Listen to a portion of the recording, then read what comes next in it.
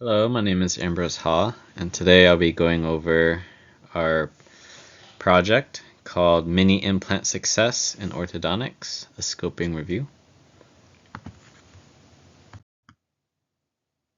So for our introduction, TADs are also known as temporary anchorage devices or orthodontic mini implants. TADs are biocompatible titanium mini implants that serve as temporary bone anchors for orthodontic treatment. TADs revolutionized orthodontics by providing stable, predictable anchorage points independent of patient compliance, enabling precise control of complex teeth movements, previously difficult with traditional methods. This scoping review investigated the general applications of TADs in orthodontics and analyzed factors affecting their clinical success rates.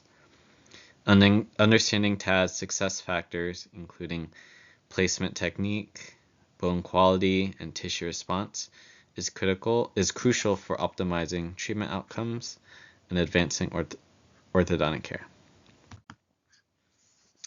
For our objective is to comprehensively examine the use of TADs in orthodontics and identify the various factors affecting their success rates with the goal of refining clinical approaches and improving treatment outcomes. So for our methods, we had an inclusion-exclusion criteria. We included articles published within the last 10 years, peer-reviewed, human-based studies, articles that focused on TADs, and articles that investigated the factors that led to the success or failure rates of TADs. And then we also excluded review articles and case reports.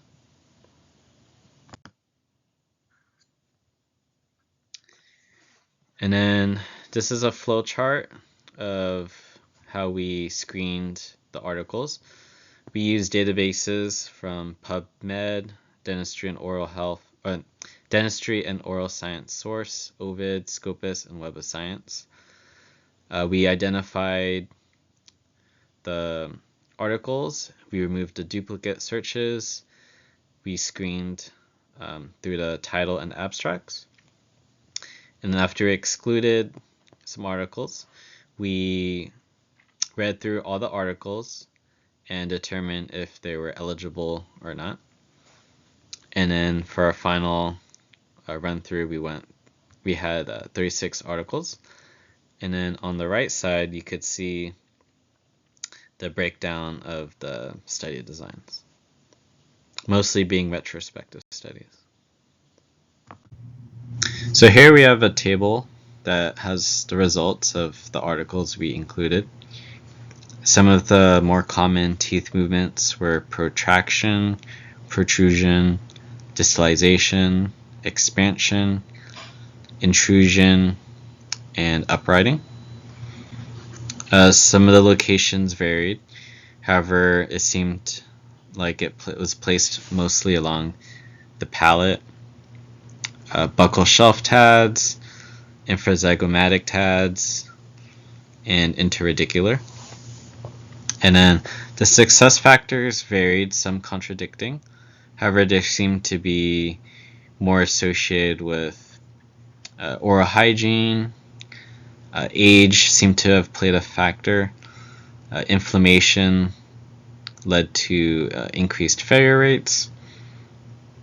Experience of the operator, as well as which side of the jaw, depending on the dominant hand of the operator. And then also thickness of the cortical bone. So here is a continuation of the table. Pretty much highlights the same thing: distalization, intrusion, protraction, uprighting of teeth, buccal shelf, anterior mid palate for location, and then success rates. Some said too young of a patient had higher failure rates, and then a few articles indicated that female patients had higher failure rates and more success rates with male.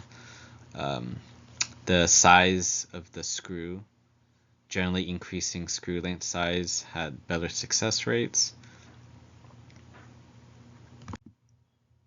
And then for a conclusion, mini implant and TAD success in orthodontic treatment is influenced by multiple factors, with placement, location, and oral hygiene emerging as the most crucial contributors.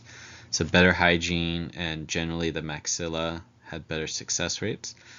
Additional factors affecting success include bone quality, patient age, implant length, loading protocols, and clinician experience. The findings emphasize the importance of considering multiple variables during treatment planning and TAD placement, highlighting the complexity of achieving optimal orthodontic anchorage. Patient-specific care and adaptive treatment strategies are central for enhancing treatment outcomes, reducing failure rates, and improving overall orthodontic care.